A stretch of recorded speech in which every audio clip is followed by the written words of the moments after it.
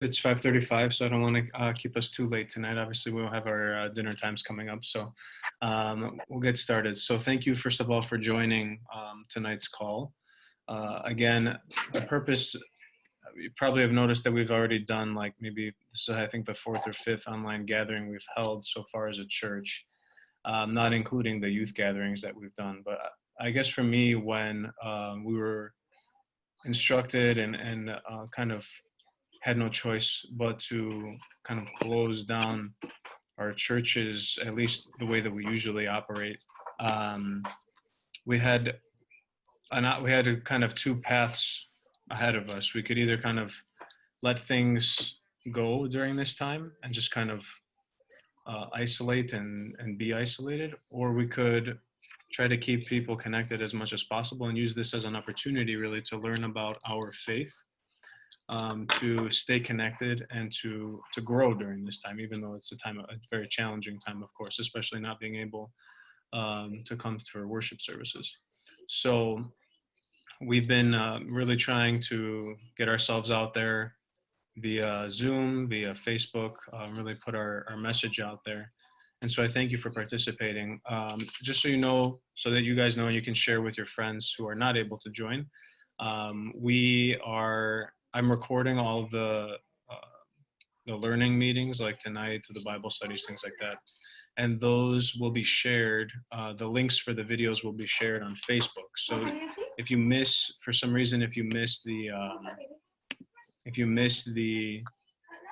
session, you can always watch it later. Even the Bible studies. The only thing that I'm not recording right now are the youth sessions, because that's kind of just like a youth gathering. So to me, there's not really a reason to record them and share them later. So that's the first thing. Whenever we post, if you get one favor you can do for me, whenever we post that we're having something online, that we're sharing our gatherings, if you're on Facebook and you see it, if you can share it on your page, on your timeline, it'll pop up on more people's pages, and then more people will see it and be able to access those things. So that's the one thing I ask of you, to help us get the word out for these things, so that the most people can benefit from them. Even though even I myself benefit a lot from preparing these sessions for you guys. So again, I thank you for being here tonight. So our theme tonight is the church in the home. And I think this is a good theme. Of course, I picked it, so I hope it's a good thing.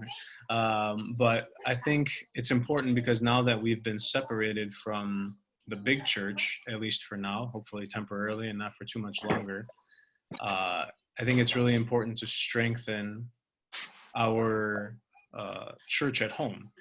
And our faith and the teachers of our faith talk a lot about how for us there's really two churches, and one church is the big church, the big building, Saints Constantine and Helen Cathedral for us, where we come and we worship and gather from all of our homes and come and worship together, receive the sacraments, receive Holy Communion. That's the big church.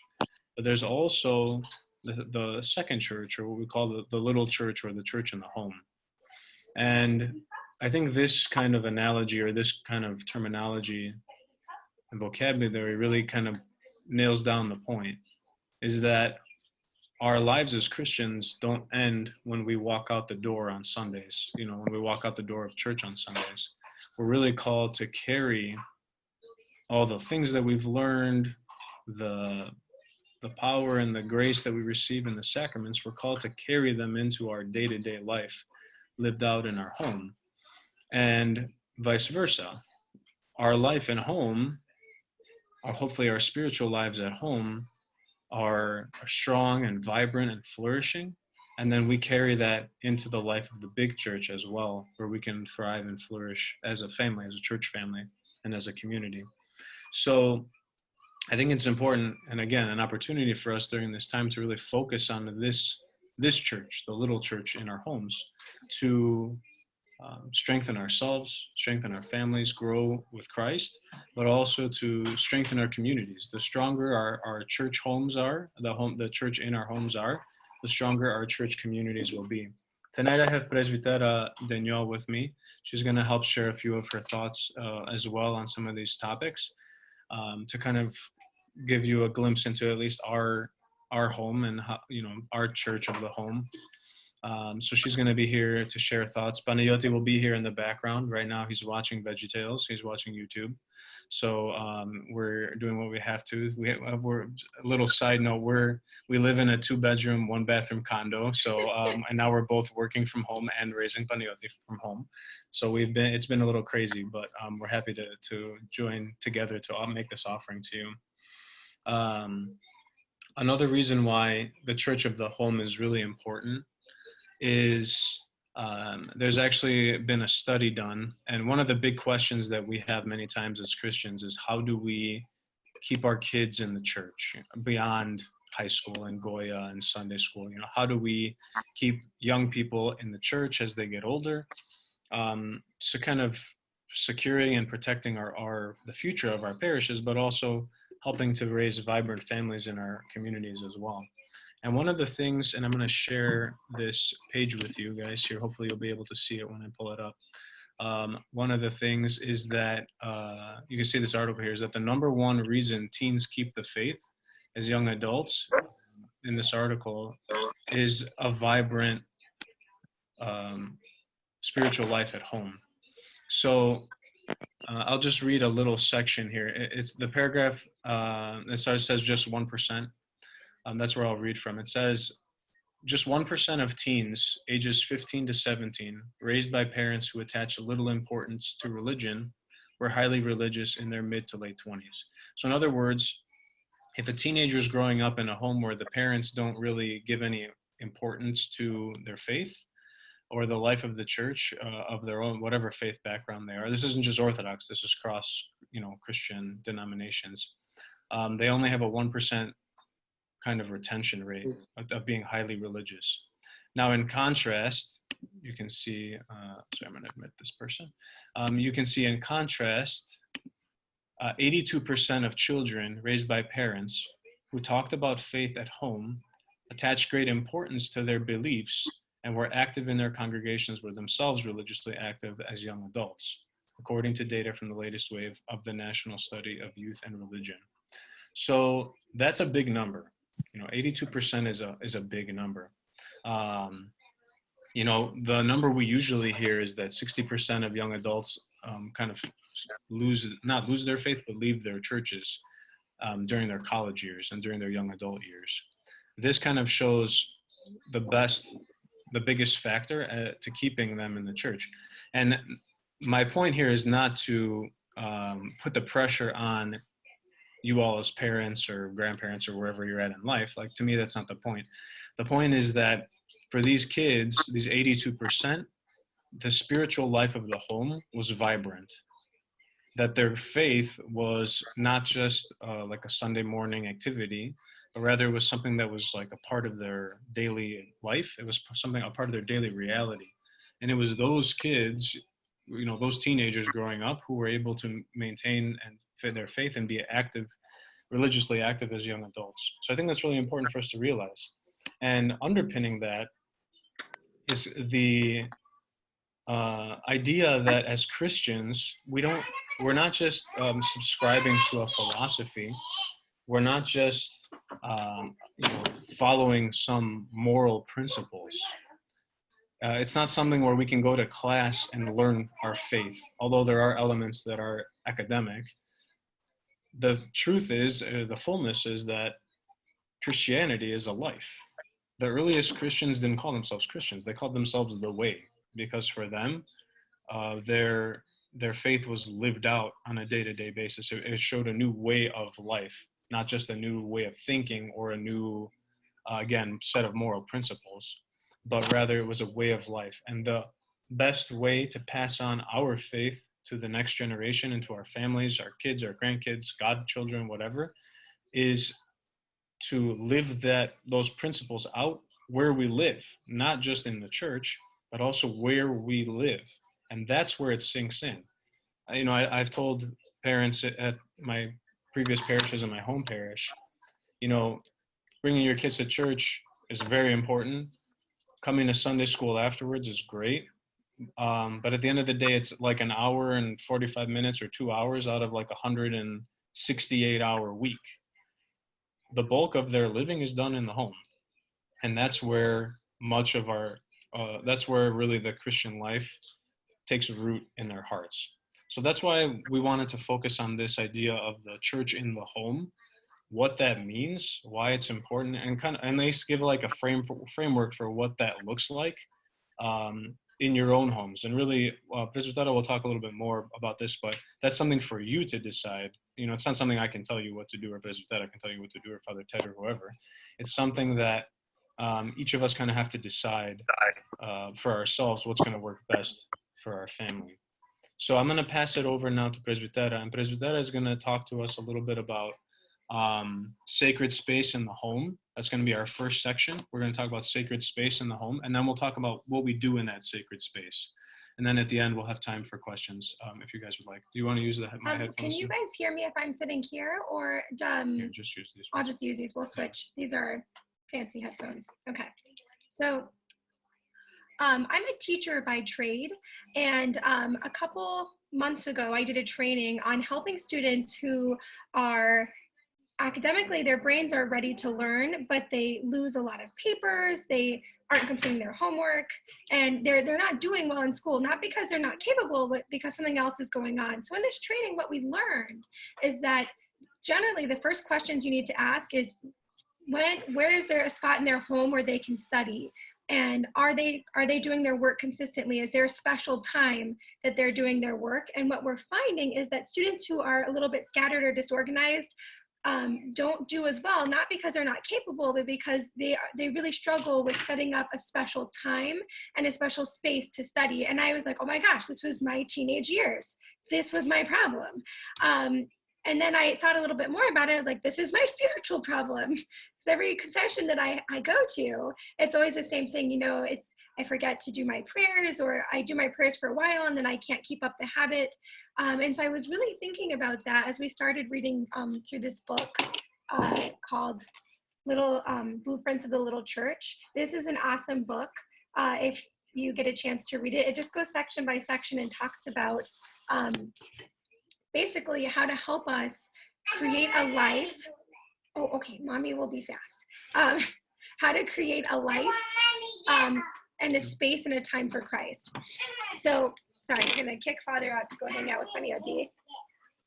Okay, so the first thing that this book tells us, and it's the same thing that we're seeing with research in the secular world, is that you need a sacred space. You need a space in your home that's dedicated for prayer.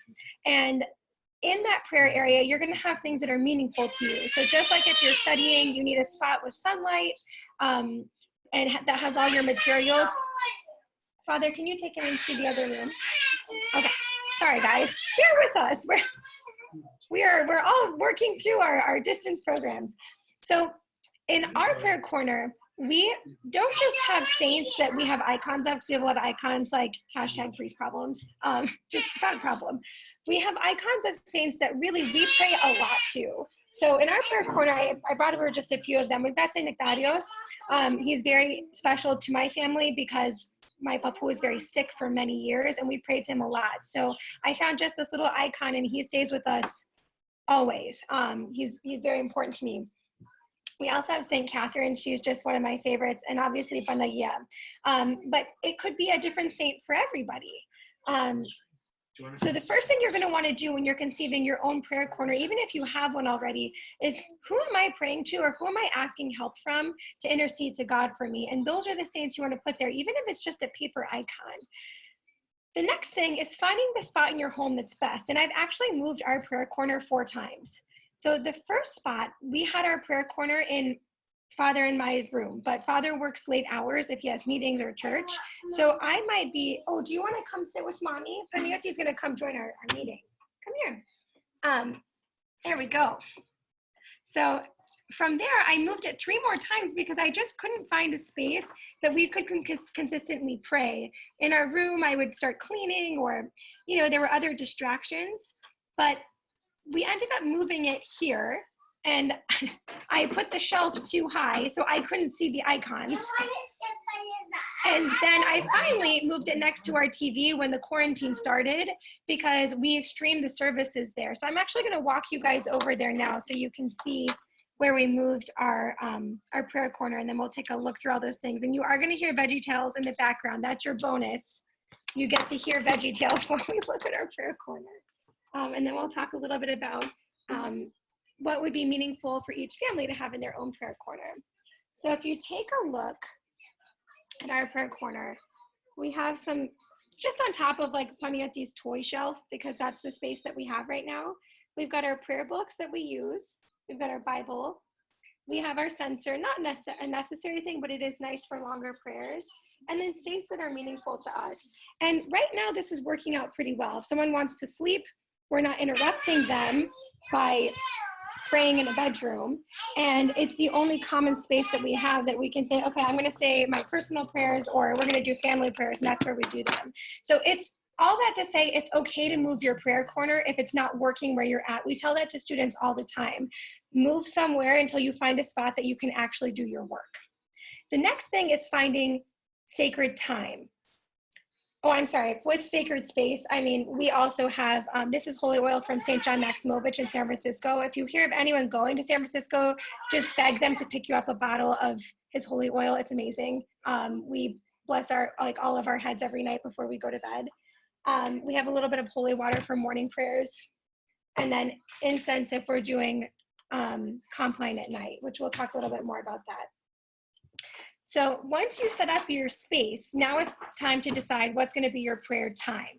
And we actually couldn't get all of our prayers in at one time because we're too busy.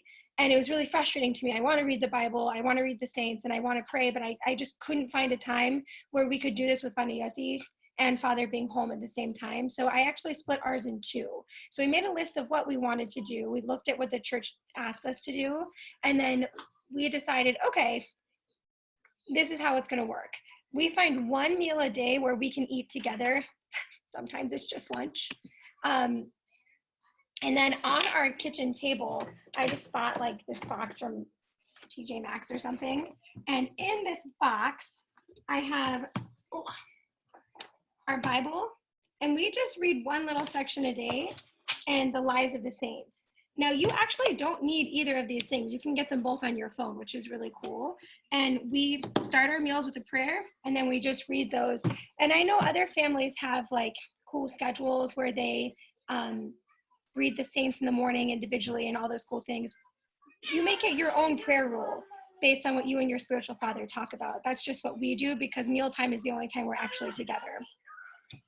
At nighttime, if you have small children, they go to bed so early, it's hard. It's like you make dinner, you put them in the bath, and then you just toss them in their beds and off you go. And so what my favorite professor at the seminary did, when I used to babysit for him, if they came home late, they'd invite me to stay for compline with them. And they had 7 children, they'd put all their children in their beds. And then the mom and the dad, their common prayer corner, because they were in a small house too, was in their hallway. And they just had 2 little icons there, one of Panagia, one of Christ. And they would read compline. And if the children had wanted to do the Lord have mercies or something, then from their beds, if they were still awake, they would participate. But they were able to do compline that way. So all of this to say that our sacred time changes all the time because our schedules are changing all the time. But just like with my executive functioning students who are very capable of being great learners, but they just can't do it because they can't get organized, that tends to happen with their prayer lives too. We don't have a space to pray. We don't know what to pray, which is what Father's going to talk about. And then it's finding time to pray. And be creative with your schedules. You can change it week to week if you need to, but when you're writing out your schedules, put prayer in, or it's one of those things that kind of just gets forgotten. And I'm not going to lie to you, there are days where we really struggle to get it done because we're a work in progress too. So does anyone have any questions or any suggestions based on what they're doing at home, like as something that they're doing? They're like, oh, this is a good suggestion, something that's worked for us.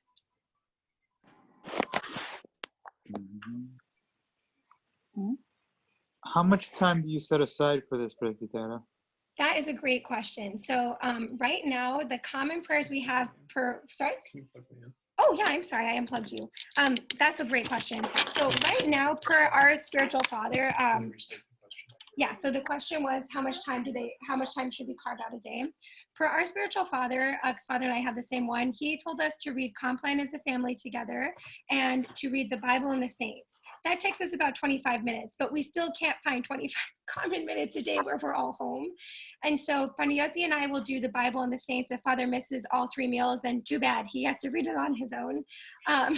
But we at least do Compline together. And I might do it twice. I might read it with Panayoti and then listen if Father wants to do it. It just depends on the day. So that's our prayer rule. That's something that's a great question to ask at your next confession. Can I have a prayer rule? What should I start with? And your priest will guide you to say you should be doing, like some people I know do like 100 Jesus prayers a night too. I haven't gotten that yet, but maybe one day. I'm sorry I can't see you, so I didn't know it was you. Welcome. I'm your humble son this evening. All right, go ahead, Father. That's a good important point too from Presbytera, is that teamwork. Teamwork makes the dream work. Is that it's a really important point. What Presbytera was saying is that, you know, as Orthodox Christians, it's not really part of our tradition that we make our own like prayer. The word is canon, canona, or a prayer rule. Everything that we do really should be prescribed to us by our spiritual fathers. So first of all, it's very important to have a spiritual father, to have a priest that you go to for confession. We're obviously very blessed in our church to have a senior priest like Father Ted, who is very experienced to guide your family. And just like how you have a doctor who knows you, knows your history, knows what you respond to well and what you don't respond to well. That kind of doctor can prescribe things to you that will help you the best. The same thing with your priest. The more you know a priest, the more he knows you, the better guidance he's going to be able to give you, and the more success you will have in your church and your home as well. So that's a really important point, actually, that Presbytera brings up. So does anyone have any ideas? Because again, we're still learning our family prayer rules. I mean, I feel like every year Panayoti gets older, every month everything changes. So does anyone have anything that they're like, oh, I read this in this book, or, you know, this is something to think about, something they've tried? Any other questions? Okay, so then if you have anything, please just jump in. And I'm going to pass you off to Father now to talk a little bit about what are some of the common prayers until you can get into your spiritual father or a priest that you trust and love that knows you. What are some prayers you can take a look at, and some different ways to read the Bible if we have time? So to build on what Presbytera was saying, it's really important. It's really important to find kind of your rhythm, your spiritual rhythm for your family within your little church, within your church in the home. And that may change, you know, from day to day, but at least having certain practices that you're dedicated to on a daily basis. We don't grow in the spiritual life from just praying one day, then not praying for a couple weeks. It's like an athlete trying to become an elite athlete, only, you know, doing their disciplines once in a great while. It doesn't work that way. So it's important for us to build some consistently. It may not be the same times every day. It may not be the same length every day, but at least building some consistency. And so I think it's really important to talk about some pillars of the little church, some of the kind of the basic practices of the church in the home, and then each of you in your own homes will decide kind of how you're going to express that and live that out for your family and what way is best for you. So really, what we do in our little church is no different than what we do in the big church. You know, in the little church, in the big church, the first thing we do is we gather to pray. We all come together in the morning, whether it's for Orthros or now during Lent, we have the Podipno, the Great Compline, the Hieretismi services, Paraklesis services. There's many prayer services. So just like we gather to pray in the big church, we also, in our little churches, should gather to pray. Now, Presbytera was mentioning different prayer services and different things like that. My recommendation is to kind of shop around and find a prayer book that you like. So this is one example. This is an Orthodox Christian prayer book. I know that it shows backwards on the video screen, but it's an Orthodox Christian prayer book. This is from New Rome Press. That's one example. We actually have a couple of different other ones too, and It's just a matter of finding something that you like, finding something that fits your needs. All of these prayer books will have, morning prayers, evening prayers, prayers at mealtime. This one is more expanded. It has like Paraklesis services. It has the salutation services. This is a nice kind of introductory one, kind of like it has like very basic prayer. It's called Daily Prayers for Orthodox Christians. It has like there's only a few services in it, but it's really good. It has morning prayers, mealtime prayers, sleep prayers, and then the small compline, and then preparation and Thanksgiving for communion. That's it. It has like 5 or 6 services, and it's very easy to use. It has Greek and English in case you're into Greek, but also has English if you're not. So it's kind of this is one you can tell it's been used a lot in our home. So this is another good one. This one is a newer one that we've been using, and I like it. So kind of shop around and see what's out there, and then do as much as you can. One thing, I was reading something recently where I think it was Saint Paisio. Someone was asking him about in their family, like, oh, what if we come home and we're exhausted and we can't say the whole service? And he advised them to do as much as they could, and that God would see their struggle and their hard work, and he would respond to it, as that you were basically doing the best that you could. And he was saying people don't realize how much it helps just to do the best that you can, even if you're not staying up all night praying the Jesus prayer, which none of us do. Well, I certainly don't. I can't speak for you guys, but I certainly don't. Even if you can't do that, do as much as you can, even if it's 1 minute or 2 minutes or 5 minutes or whatever it is, to just do it. So in terms of the specific prayers, these are, again, find a good prayer book that you like, shop around. Whenever you go to church festivals and things like that, or when you go to, you can look online. There's lots of good church books, Orthodox bookstores online. Holy Cross, our seminary has one. St. Vladimir's Seminary has one. Ancient Faith Ministries has a bookstore. And you can post a link of the ones we have. Yeah, and I can post the links as well. Another good resource actually for prayer is if you have a mobile device, downloading the Daily Readings app, and I'll pull it up right now. It's an app that's hosted by our Archdiocese of America, and it has the daily readings, the scripture readings, but it has the daily lives of the saints. So you probably can't see that anyway, but it has the daily readings and lives of the saints. But also, if you click on the top, there's a prayers tab, and it has basically all the services that are in here are on your phone. You can get them right on your phone. So that may be a good place actually to start, is to pull that up on your phone. It's called the Daily Readings app. And we'll send them all. Yeah, and we can post that link too.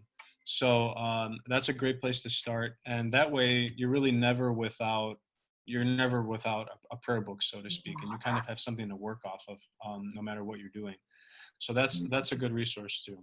So prayer is critical in our spiritual lives, in our home lives, just as it is in our church.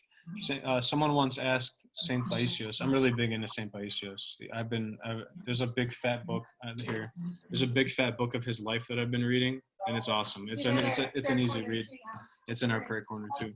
But someone asked him how he learned to pray, and he goes, "Oh, no one taught me how to pray. My mom would just when she was doing the dishes, she would do the Jesus prayer, or whenever something was going on, she would pull us in front of the icons and pray." And this is Saint Paisios here. So he's a modern day saint. So I love Saint Paisios a lot.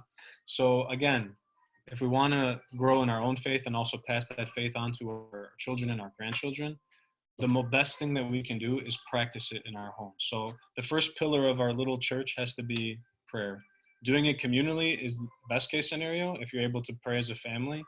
But if not, as a whole family, kind of taking those moments wherever you can to build up the prayer life of the family. So that's the first thing. The second thing that's critical, just like in our big churches, we read the scriptures a lot. All the services are scripture-based. The Divine Liturgy, the whole first half of the Divine Liturgy is about the scriptures. Can I tell the same Emiliano story? Sure. Okay, so just with that, there's I used to work at the Boston Metropolis camp, and they invited Father Iakovos from Simona Petra, which is on Mount Athos, to come and to visit, to be with us for a little bit. And I was raking leaves with him one day, and I just told him, Father Iakovos, you got to chat, Father. That's okay. Father Iakovos, I don't really like reading the Bible. I get bored and I fall asleep. but I really like reading Lives of the Saints and even some of the church fathers. Like I really like reading what St. Basil or St. John Chrysostom has to say. So they didn't say anything for a while. So like, oh great, I'm in trouble. He's judging me. But then he just started speaking. He's like, Yeronda Emilianos, who is now Saint Emilianos, which is, He's not. oh, he's not He a just saint. died. He just died. I'm sorry. I think he'll be a saint. Yeronda He just passed Emilianos, who away. just passed away, he said he had told him once that if you want to know God, you have to read the Bible. If you want to know your neighbor, you read what the church fathers have to say, like St. John Chrysostom. And if you want to know yourself, read Dostoevsky, especially this book called The Idiot. So I read The Idiot. It's a giant book, and I finished in a couple of weeks, but I still haven't finished the Bible because it goes back to that executive functioning piece of I haven't carved out time to do it. And now finally, I'm on the book of Joshua with Panayoti, and we read just one chapter a day at meal times.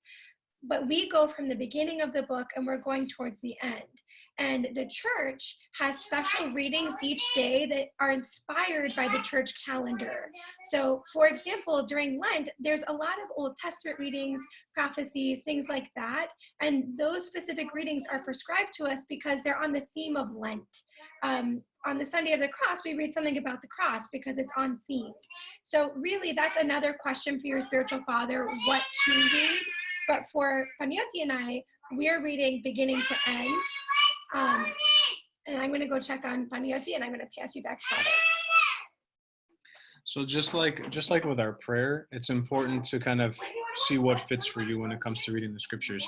Like Presbytera said, for us, after we finish dinner, we usually read a chapter from the Old Testament. We're working on the Old Testament right now.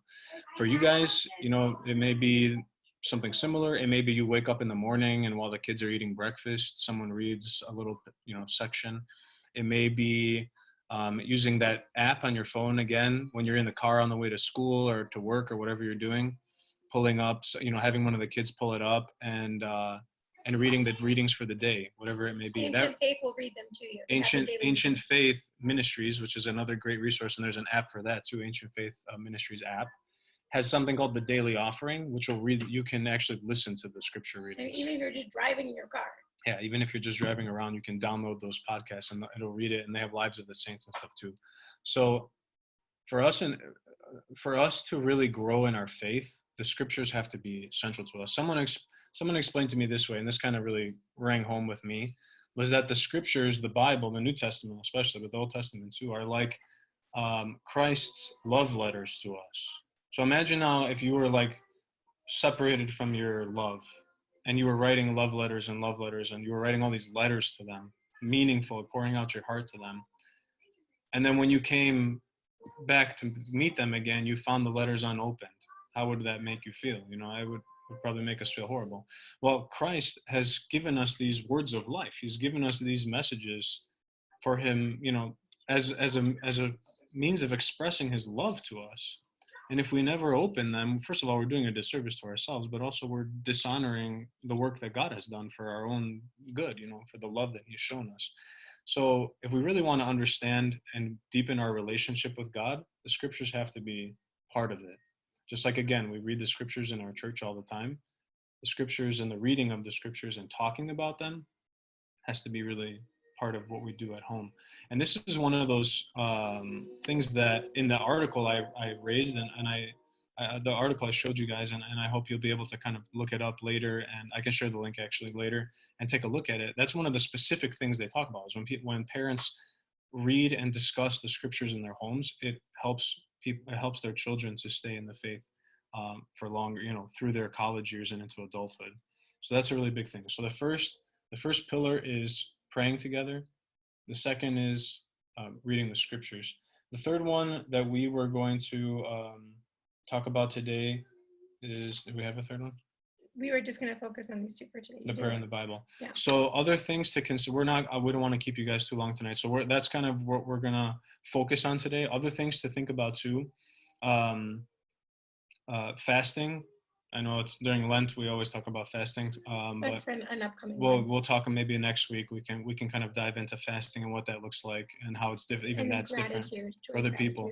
And then another thing that we do in our home, and just something we offer to you guys tonight, is we live in a world where especially young people have a really hard time finding joy. They have a really hard time finding good mental health and positivity, and not every young person, but a lot of young people do.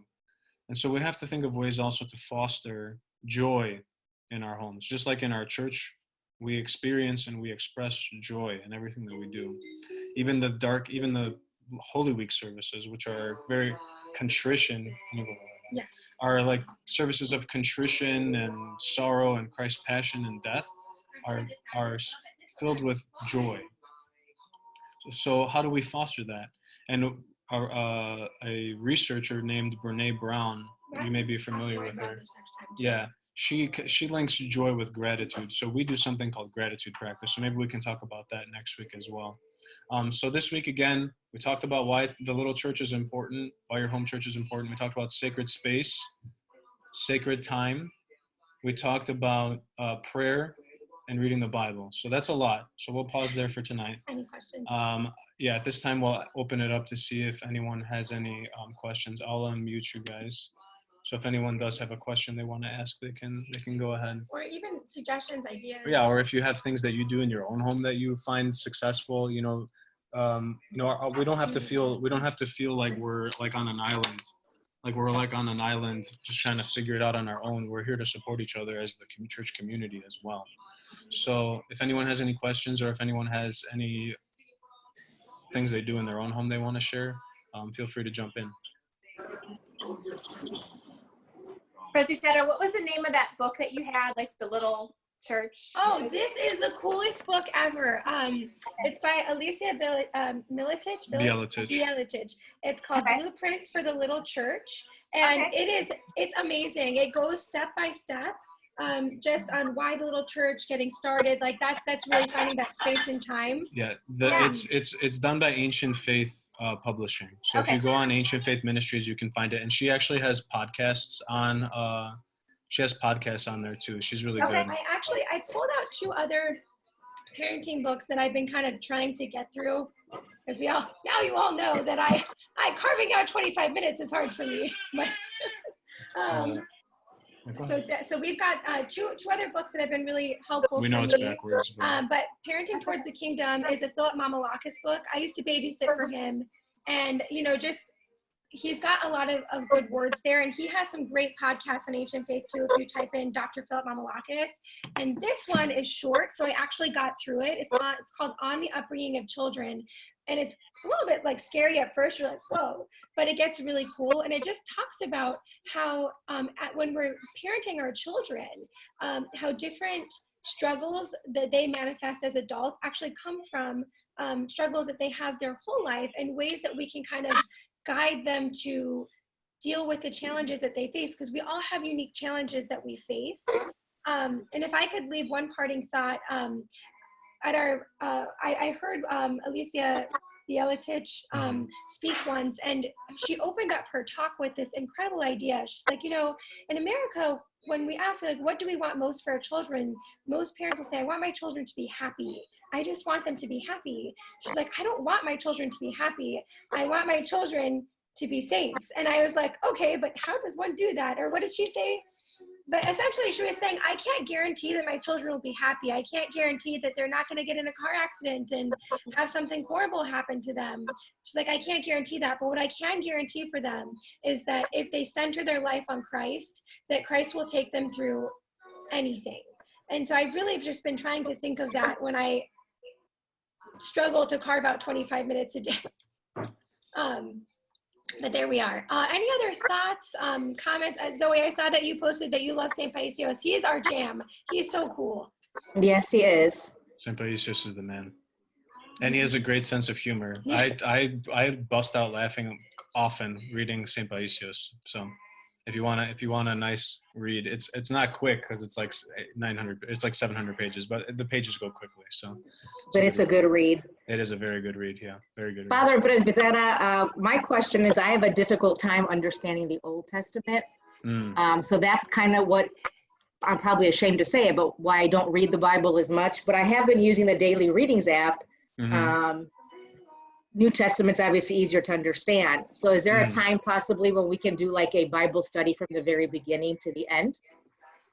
Yeah, so Uh, that's a Yes, I mean, so in my Bible studies and in a lot of my sermons, you'll hear me refer to the Old Testament. Personally, Yes. I love the Old Testament. It's like Old Testament's my jam. I love the Old Testament. There's a lot of difficult passages too, and not to say that it's just like, oh, just like flowers and butterflies. There's a lot of difficult passages too. But I think there's like certain books and certain passages that every Christian should be familiar with, because it will deepen our understanding of the New Testament and what's going on in the New Testament. So I think, as we kind of figure out what's going on now with coronavirus and all these crazy things going on, and hopefully by the summertime it passes and things calm down. We're definitely, Father Ted and I are definitely talking about ways to increase our ministry, and Bible studies is one of those ways. So we'll talk about it. It's been a little challenging for us because we're still in Illinois too. So, trying to travel back and forth, we haven't really had the pray opportunity. that we find a house. We haven't really had the, we haven't really, Yay. we haven't really had the opportunity to really like dive in as Father Ted and I, now I'm speaking of Father Ted and I, to really dive in and do the things that we wanted to yet, because I'm still kind of in between. So and in we'll get interim- into more Sorry, stuff. Father. Yeah. Can you guys hear me right here? If I'm Yes. speaking Yes. Okay, because our microphone's right here, but I'm loud. In the interim, Ancient Faith Radio has a series of podcasts that are fantastic, and I can post some links. There's my favorite one is called Whole Counsel of God, and unfortunately, they started recording this priest at the book of Luke, but he has lectures all the way back to Genesis. So I am happy to send him an email through his Ancient Faith account and see if they're even audio recorded. But he's an old Protestant Bible pastor who became an Orthodox Christian through his love of the Bible. And he speaks really comprehensively and brings in the fathers. And I really trust what he has to say, because I feel you. There are passages that I read and I'm like, God told, someone to kill all of those people. Like, what is going on? Like, and I'll get really confused and have to wait for him to come home. But no, I'm not going to put extra work on his plate, but you can always email your priest with those questions too. Yeah. As you're No, reading. that's not putting things on our plate. Those are the things we want to talk about as priests. Like many times we get kind of bogged down in administration and other things, but like at least for myself, like I love talking about the Bible. So if you ever have questions, if you read something you're having a difficulty understanding, like let's talk about it. Let's discuss it. But in the interim, I'll find out if I can get from Father Stephen his Old Testament podcast if they exist. Yeah, we'll Okay. see what we can pull up. Yeah. Any other thoughts or questions, you guys? Can you guys hear me? Yes. Yeah. I was just going to say that the St. Nectarios book is what I'm reading right now, and that's really good. And Joyce had told me about that one as well. And the Old Testament is very, very difficult. I have a very hard time with that. Yeah. Mm-hmm. And the other thing, like as far as putting daily prayer in your life, and you guys are going to probably think I'm crazy, but what I do is I get up and I tell my Kubata Susan this, and she probably thinks I'm crazy, but I get up at 5 a.m. for work. So in that time, I go down to the elliptical in the basement and I open the morning prayer on the app. And then I read through the morning prayer as a start of my day while I'm on there. And I also do the verses for that day. And then at night, when I'm struggling with prayer, at night then, or if I'm kind of tired or anything like that, I read through either, which is perfect, the evening Compline prayer or the prayers before sleep. Mm-hmm. I feel like they really say everything that maybe at that moment I can't communicate or I'm tired, but it really takes you through. So those are ways that I bring the daily prayer in my life, is through that little ritual in the morning that I do. Yeah. And I tell you what, now that we're home, it's a little harder because I don't have that routine. So I have to make myself remember that, okay, don't forget your morning prayers, and don't forget, because if you get out of that routine, I feel it's the worst. And I've talked to my spiritual father about that. It's like, when I'm in that routine, I'm on it. But if that routine is not there, sometimes I forget and I don't go back and do that. So that's just a little something that kind of I do. Yeah. But I think I need to do a better job. I know my kids have the app and they'll read them at night, but we don't do like a whole family thing very well. Right. And that's really the hard thing, is finding out, what becomes a part of your personal prayer, and like, because I try to do Jesus prayers during the dishes too, or sometimes I'll put on an Ancient Faith podcast just to have something enriching on. It's either that or watch The Office over and over again. But yeah, we're just gonna be honest here, but what hold on one second, finding out to you, sorry. But yeah, I think that's a great suggestion, and I actually read this really beautiful thing where they said, like, actually this was one of my teacher trainings because I work in an Orthodox school. When you make yourself pray and you don't want to, it's kind of like this. If this was a man priest speaking, he's like, if I go home and my wife's like, do I look ugly in this dress? Do you even love me? Like, even if he doesn't think she looks pretty in that dress, and at that moment, he really doesn't love his wife because he's grouchy from all the things that happen in his days, like, I still tell her, you're beautiful to me, and I love you. Even if he doesn't mean it, in that moment, he knows deep down he does mean it. So in us saying our prayers to God, even if we're so tired that we can't focus on God at that moment, saying that, like, not that God needs us to say that, but us saying that allows us to fight through the struggle so that we can keep up our spiritual stamina. It's like if you run when you have a cold, you're still going to keep up that stamina. If that makes sense. That might have been a weird thing to share. I got another question. Yeah. Yes. Faye brought up routine, and sometimes I feel like my prayers are very routine and that I find myself praying the same thing over and over. I also use my prayer book, and I have certain prayers that I will pray in the morning and certain ones that I pray in the evening. Mm-hmm. And then sometimes I just, I say, okay, let me put this book away. Let me just pray, just talk to God, Mm-hmm. Is there a better way? I mean, is one preferred over the other, or is just as long as, because my mind wanders too, when I'm praying. Sure. So Yeah, I think all of us struggle with that to some degree. I think that's a great discussion to have with your spiritual father again, to kind of direct it that way. I've heard different things. I've heard that, in our church tradition, at least when we're starting, it's really good to use like kind of set prayers, whether it's from a book or whatever it may be, at least when we're starting out, because we don't really know what words to use, and sometimes we can go off and make the prayers about ourselves instead of about God. So if we're beginners, which I consider myself a beginner, use the prayer book as your guide and as and kind of as your basis. Now you can add prayers for specific people. You can add prayers for specific things that need, in your life that are going on. That's fine too. Also, don't forget the prayer, the Jesus prayer, the prayer of the heart. That prayer especially, the fathers talk about how it warms the heart up. A lot of times when we feel our heart is dry, when we say it, in the book Mountain of Silence, which I have here too, Mountain of Silence, this is a good book if you're kind of looking for an introductory and easy read on Orthodoxy. It talks about how the Jesus prayer is like a plow that breaks up the hard soil of the heart.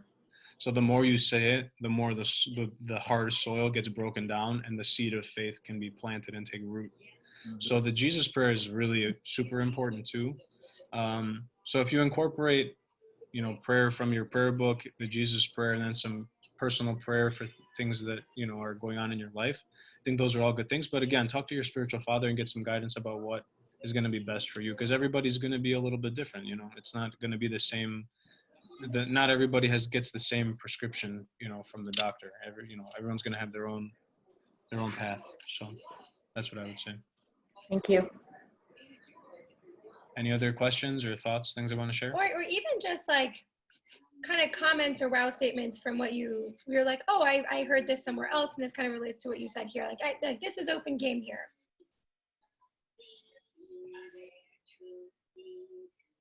You had a little blue book that had some daily prayers. Yeah, daily prayers for Orthodox Christians. It's a little blue book like this.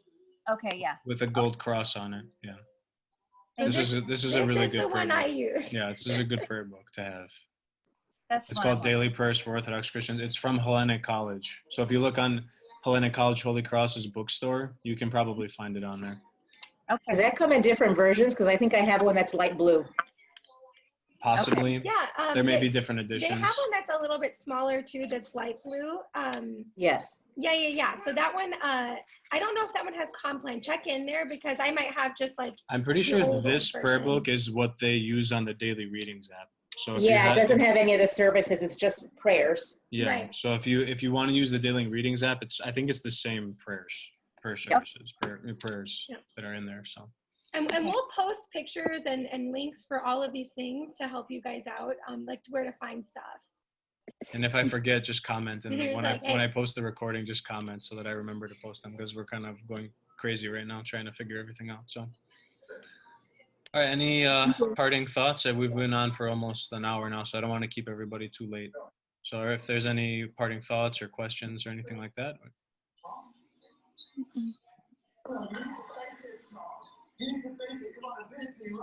Presbytera Tula, I see you have your hand Oh, raised. how polite. Hi, guys. Can you hear me, Father? I can hear you. Yes, Presbytera. Good. Go ahead. Thank you. Thank you, Father and Presbytera, for your time. And everything really, you've we done. should have had you do this session because you're way more experienced than we are. And Well, I know. I just wanted to add one thing, Father and Presbytera. Yes, please. Anytime anyone needs a resource, we could be the middleman through our bookstore also. yes, Right, that's a good right. yes. Thank you. Thank you for that as well. Have a good night, everyone. Love you all. Thanks, Good night. Presbytera. Okay. Any other last things? No. Panayoti, Okay, I'm gonna go attend to Panayoti. It was really nice All to right, be with thank you guys. We appreciate you Have a being good on. night. I will post the video. Thank you for joining. So please let your friends know if they weren't able to join us, they can watch it later. And we will when I post the recording link, I'll try to post some of those other links to other things too, so that you guys can use them and get a hold of them. So Thank all you, right. guys. Thank you. Have a good night. God bless. Be well. Stay Safe. safe. Okay. Bye-bye.